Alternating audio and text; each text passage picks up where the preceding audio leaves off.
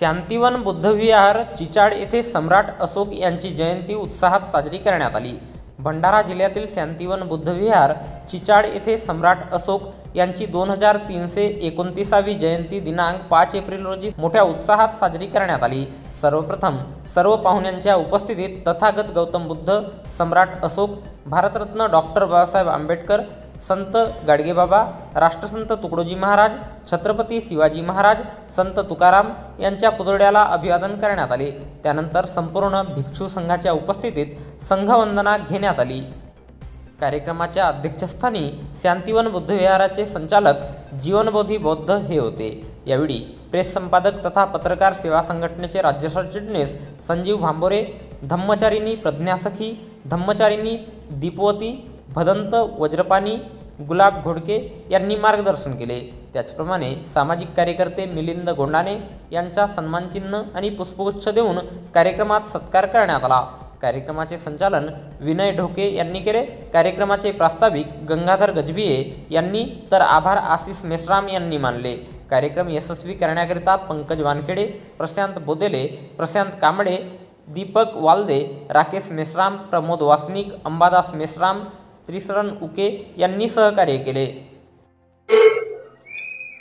बौद्ध उपासक उपासिका आज प्रियदर्शी सम्राट अशोक यांची 2329वी जयंती आज आपण शांतिवन बुद्धविहार चिचाड या ठिकाणी आपण साजरी करत आहोत। तर आपण सम्राट अशोकांची जयंती का साजरी करायला पाहिजे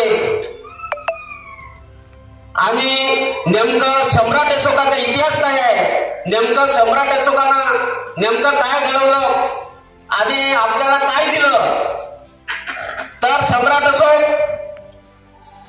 यांनी हे जगातील एकमेव असे सम्राट झाले की त्यांनी त्यांच्या नावासमोर इतिहासकारांनी महान ही पदवी लावलेली आहे। त्यांचा जन्म इसवी सन पूर्व 304 पूर्व झालेला आहे।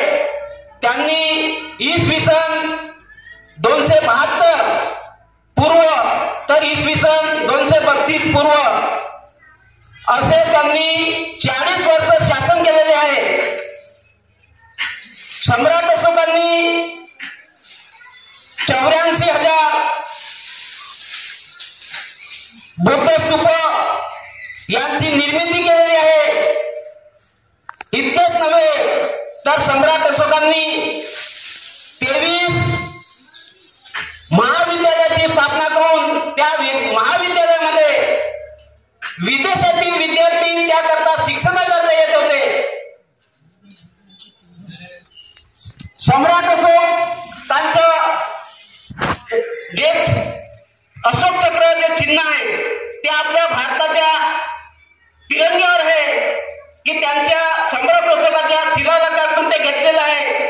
त्याचप्रमाणे 4 मुखी सिंह असलेले चिन्ह हे सुद्धा राजमुद्रा म्हणून आपल्या भारताचं सत्यमान जयंते हे राजमुद्रा म्हणून आपण ओळखले जाते। त्याचप्रमाणे भारतीय सैन्यातील सर्वोच्च जो अशोक चक्राचा युद्ध सन्मान आहे तो सुद्धा सम्राट अशोकाच्या नावावर दिलेला जातो।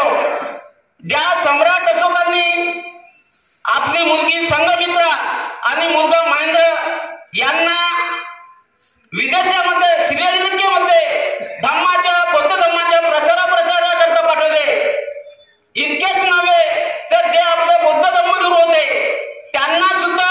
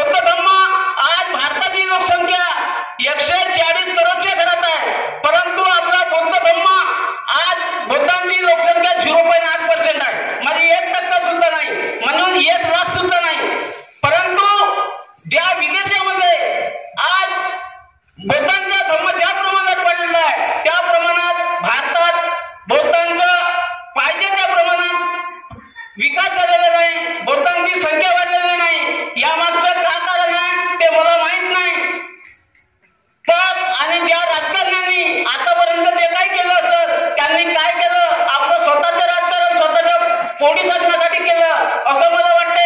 कारण धम्म वाढवण्यासाठी बाबासाहेबांनी 1956 ला आपल्याला दीक्षा दिली तेव्हा. परंतु काही दिवसातच बाबासाहेबांना मरण आले. परंतु आणि त्यानंतर बुद्ध धम्म ज्या प्रमाणात वाढायला पाहिजे होता तो काही वाढला नाही. बाबासाहेबांनी सांगितलं आपल्याला आपला धम्म ज्या ठिकाणी आहे त्या ठिकाणी ठेवा, मागे तरी आणू नका. परंतु आज धम्म समोर गेलेला नाही, उलट त्या धम्माची अधोगती होत आहे. याचं कारण आपण शोधलं पाहिजे.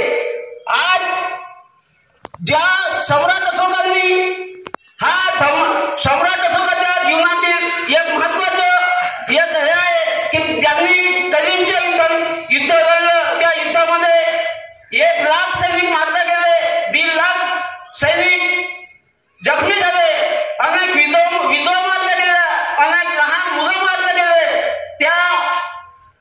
त्या युद्धामुळे त्यांचे मन परिवर्तित झाले, मन गैरवरले, ते फार दुःख झाले.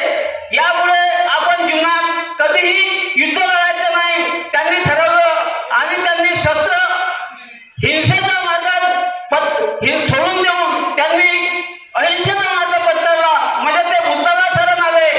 अशा प्रकारे त्यांनी आपल्या जीवनात बुद्धाचा धर्म वाढवण्याकरता मोठा प्रयत्न केला. 2,500 वर्षानंतर बाबासाहेबांनी इथे बौद्ध धर्म घेतला. परंतु बाबासाहेबांना फार दिवस जगता आलं नाही, त्यामुळे आपला धर्म कुठेतरी मागा पडला.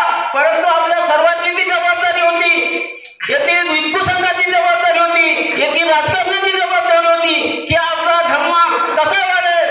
फक्त आपल्या वैयक्तिक स्वार्थासाठी आपण कुठेतरी आपण मागे पडत आहोत. म्हणून आपल्या सर्वांची जबाबदारी आहे की हा बौद्ध धर्म या भारतामध्ये कसा वाढेल, या धर्माची प्रगती कशी होईल.